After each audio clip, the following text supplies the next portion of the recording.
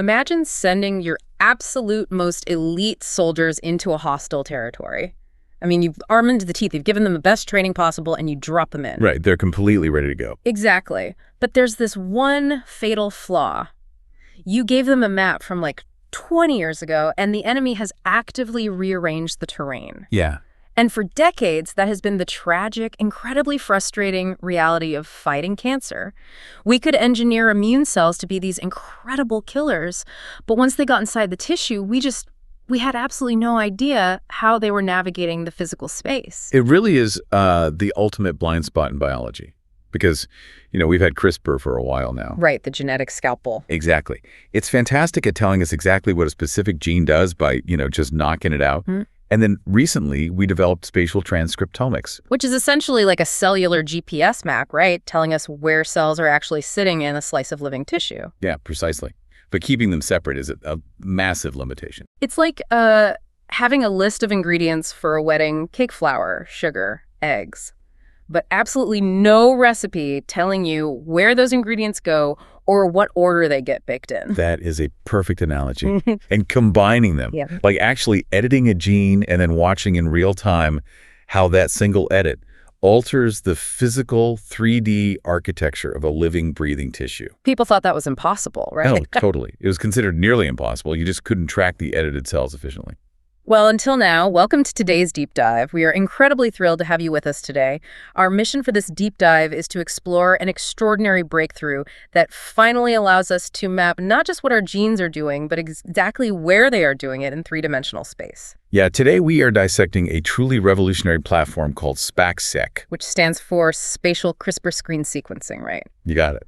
And alongside that, we're going to be looking at its companion software, TARDIS, which is the mathematical engine that's essentially required to decode the massive amounts of data that SPAC-seq generates. Okay, let's unpack this, because I want to break this down meticulously, starting with the actual hardware. Sounds good. So if I'm trying to leave a spatial tracking beacon inside a living tissue using a genetic editing tool, how is SPAC-seq actually getting into the cells? Because standard CRISPR screens usually use lentiviruses, right? Why wouldn't they just use the standard delivery method here? So they couldn't, mainly because lentiviruses have a major limitation when you're dealing with primary mouse cells. And primary cells are the ones taken directly from living tissue rather than just a lab-grown cell line. Exactly. And primary cells are notoriously finicky. Like they will often just reject or completely silence lentiviral payloads. So the researchers had to engineer a retrovirus instead. Oh, wow. Okay. Specifically, they used a retroviral plasmid system that's equipped with strong universal promoters in their long terminal repeats, or LTRs. Wait, long terminal repeats? Is that basically like a biological volume knob to make sure the tracking signal is loud enough? Yes. That's a great way to put it. The LTRs act like a megaphone, forcing the primary cells to actually read the genetic instructions loud and clear. Which means a higher success rate? Right. It achieves a significantly higher transduction efficiency, meaning the delivery truck actually gets into the immune cells and the tumor cells without killing them and without the cell just ignoring the payload. Okay, so we have a much better delivery truck. But what is the actual payload? Because the source document spends a lot of time on something called mRNA embedding, and it seems like this is, the crux of the whole invention. It really is. It's the absolute core technical hurdle here. Because spatial transcriptomic tools, things like 10x Visium HD or BGI StereoSeq, they work by capturing messenger RNA, or mRNA. Right. And they do this by grabbing onto the mRNA's poly-A tail, which is literally just a long string of adenine molecules at the very end of the RNA strand. It's like a handle on a suitcase. Exactly. Like if it doesn't have the handle, the spatial sequencing chip literally can't pull it out of the cell to read it. Right. And here is where traditional CRISPR completely fails in spatial mapping.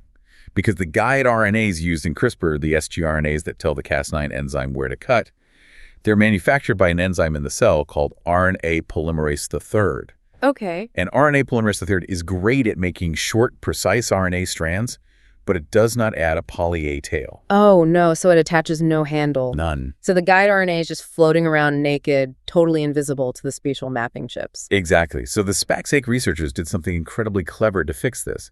They embedded the guide RNA sequence directly into the mRNA that codes for green fluorescent protein, or GFP. Ah, I see, because GFP is manufactured by a different factory in the cell. Precisely. GFP is transcribed by RNA polymerase II. That's the standard protein factory, and it does add a poly A tail. Okay, so the GFP messenger RNA is basically a Trojan horse. Yes, It exactly. has the poly A tail handle, so the spatial platforms recognize it and pull it inside the sequencing gates. But hidden inside the belly of that horse is a GPS tracker, the actual CRISPR guide RNA sequence. Right. So wherever that cell travels in the tissue, we just sequence the Trojan horse and instantly know exactly which gene was edited in that specific cell. That is genius. And what makes this engineering so robust is how versatile it is. Like if you're using the 10x Visium HD platform, it uses direct capture probes that recognize the sgRNA spacer. Oh, cool. But if you switch to the BGI StereoSeq platform, it uses DNA nanoball chips that are packed with specific probes to grab the poly A tails on that Trojan horse. So the mechanism works seamlessly across totally different spatial mapping technologies. Okay, let me just pause real quick and make sure I'm tracking the blueprint so far for you listening. Go for it. 1, we need to map where edited cells go in 3D space. 2, SPAC-seq gets the tools into these finicky primary cells using a specialized retrovirus instead of the standard lentivirus. Yep. And 3, because the spatial chips need a poly A handle to read the data, we hide the untrackable guide RNA inside GFP messenger RNA, turning it into a scannable tracking beacon. You nailed it. It really makes you wonder, if you had the power to tag just one single cell in your own body right now, like an immune cell or a neuron, just to map exactly where it travels over a week, what would you choose to track? It's a fascinating thought experiment.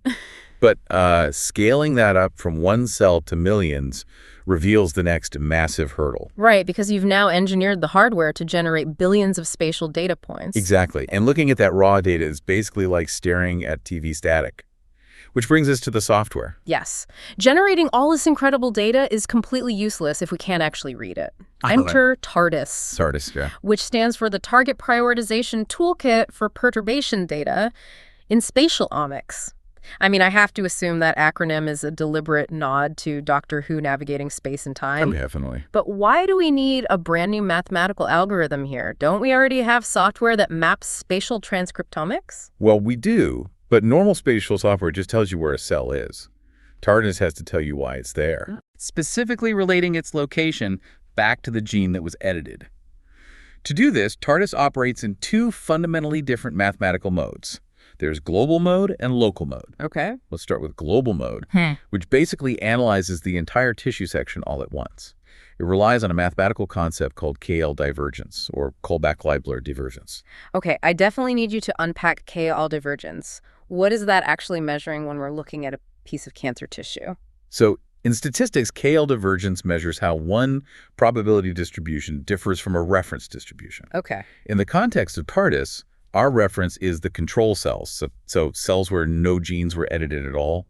The algorithm looks at a genetically edited cell. Let's say we knock out gene X, and it asks, how wildly does the physical distribution of these gene X cells diverge from the control cells? I see. So if knocking out gene X causes the cells to completely migrate from the center of the tumor to the outer edges, the KL divergence score skyrockets. Got it.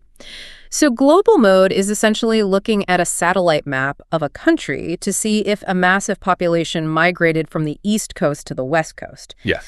It's tracking the big macro movements, but then the source document pivots to local mode and introduces something called HSN distance. Right, the HSN distance. If we're zooming in on a neighborhood, why use this complex HSN distance? Like, why can't the software just take a digital ruler and measure the physical space between a T cell and a tumor cell? Because of a really tricky mathematical trap called compositional data.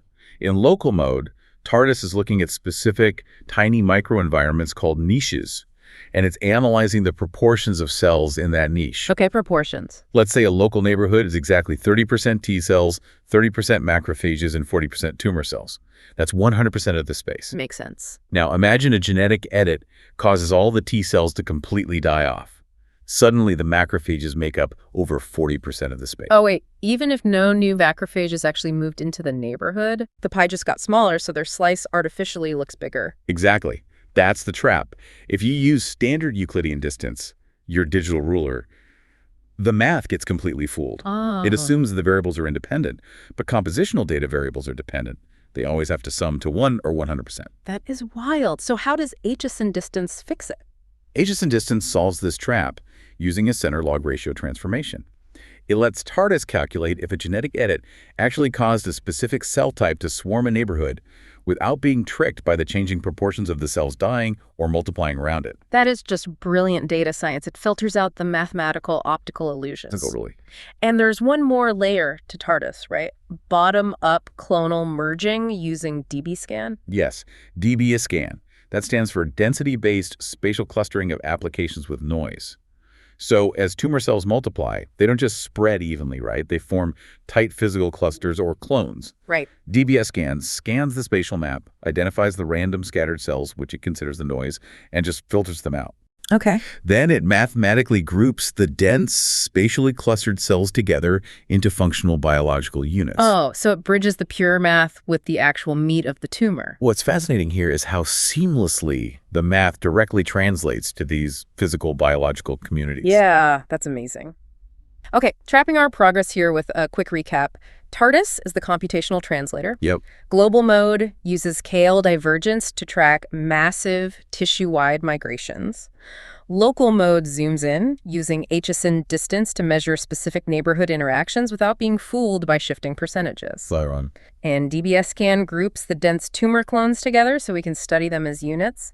It really makes you think about how you process information in your own life. Like, are you someone who naturally operates in a global mode, looking at the big picture and overarching trends? Or are you more in local mode, focusing intensely on the nuanced dynamics of your immediate environment? The beauty of TARDIS really is that it requires both perspectives to understand the disease. Yeah. And once the researchers had this hardware and software locked in, they deployed it into a real biological war zone. Yes. Which brings us to the first massive biological discovery in the source material. The case of the invading colon cancer. So cool. Let's get into the clinical application. They used MC38 colon cancer cells, injected them into mice, and studied how the tumors seeded and colonized the lungs. Right. And what they found using SPAC-seq is genuinely chilling. It really is. They tracked thousands of different genetic knockouts simultaneously as the tumor tried to invade the lung tissue. And TARDIS flagged one specific gene that dramatically changed the spatial landscape. And that was ICAM1, right? Yes, ACAM1. The local mode revealed that when tumor cells mutate and lose the ICAM1 gene, they're shockingly successful at taking over the lung. So what is ICAM1 actually doing? Like, why does losing it give the tumor a superpower? So ICAM1 is a cell surface protein. On a normal tumor cell, it acts as a molecular binding partner. It is explicitly designed to physically lock together with a receptor called LFA1. Okay, LFA1. And LFA1 sits on the surface of CD8 positive T cells, the killer immune cells. Oh, the good guys. Right. So when the killer T cells LFA1 locks onto the tumor's ICAM1, it recognizes the threat, it activates, and it destroys the tumor. I see. So ICAM1 is essentially a docking station, or like a passport checkpoint. Yes, perfect analogy. The immune police need that specific dock to attach their ship and inspect the tumor's passport. Precisely. And when the tumor deletes its own ICAM1 gene, the docking station is just gone. The T cells just float right by. They can't attach at all. Wow. But the spatial data reveal that it's vastly more sinister than just turning invisible to the police. Losing ICAM1 actively changes the neighborhood around the tumor. It creates what's called an immune-excluded niche. Wait, what does that actually mean in physical space? If the T cells can't dock, what fills that void? Well, without T cells successfully docking and releasing their inflammatory distress signals, the local environment shifts. The area gets totally flooded with macrophages. And macrophages are normally immune cells that just clean up debris, right? Normally, yes. But without the right signals, these macrophages undergo a polarization. They shift into an immunosuppressive state. They literally form a physical suppressive barrier around the tumor clone. Hold on, so the tumor deletes the docking station so the police can't land? Right. And because the police aren't sounding the alarm, the tumor is able to hire a bunch of corrupt security guards, the suppressive macrophages, to build a literal force field around it. Yes.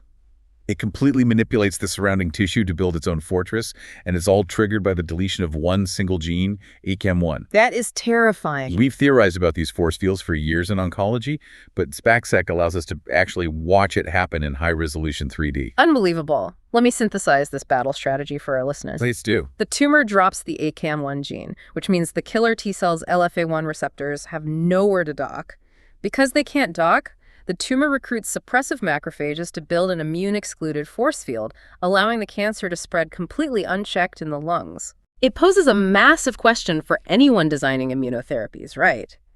If tumors are actively deleting their docking stations to evade our immune system, how do we engineer a drug to bypass that fake passport system and breach the force field? That is the exact question pharmaceutical companies are pivoting to right now. And, to figure out how to breach that force field, you have to flip the perspective and look at the soldiers trying to break in. Right, which is exactly what the researchers did in their second major case study, the case of the trapped T cell. Yeah. Because if case 1 was about the tumor hiding and building walls, case 2 is about the immune system desperately trying to infiltrate. And they didn't just take a single snapshot here, they did a spatiotemporal screen. Right. They tracked these CD8 positive killer T cells across time on days 4, 7, and 10 of an active tumor infiltration. And what did they find?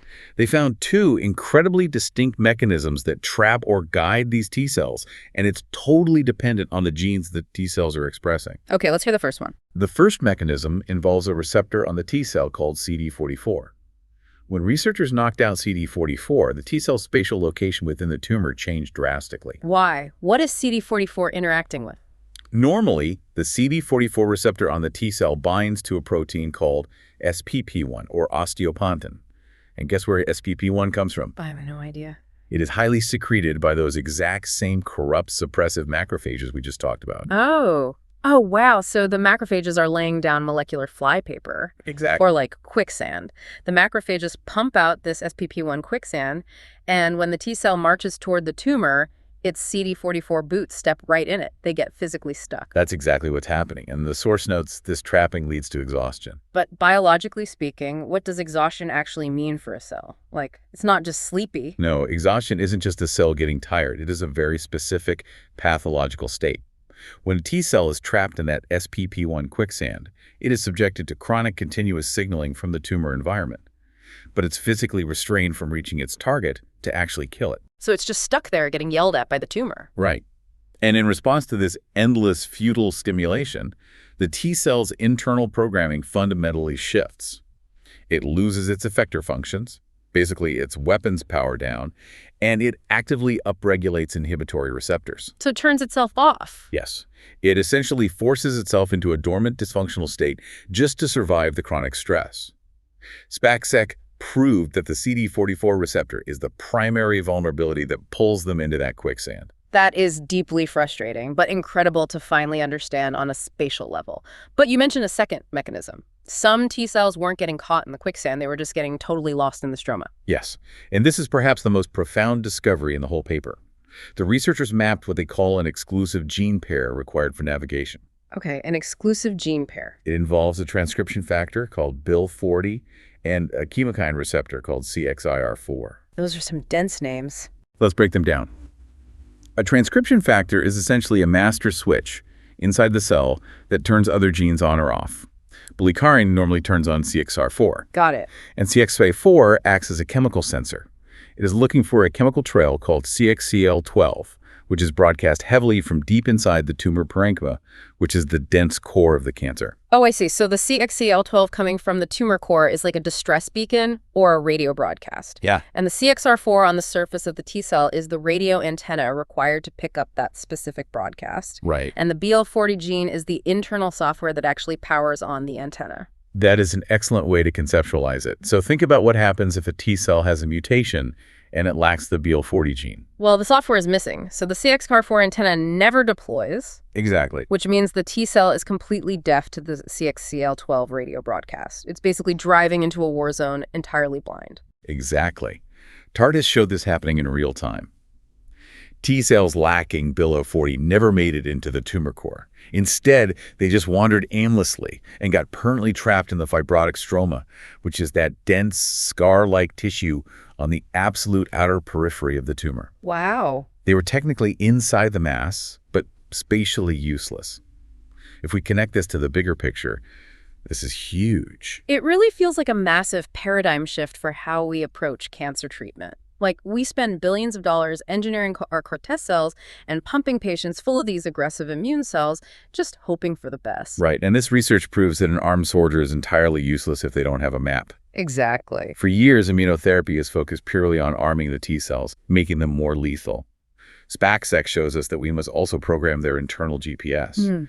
If we don't ensure genes like BIL40 are active, the immune cells will just wander into the scar tissue and get tracked. Okay, so let me pull all these threads together for a final synthesized map for you listening. Let's do it. On the immune side, we have T cells getting trapped by SPP1 quicksand secreted by macrophages, all because of their CD44 boots. Yep.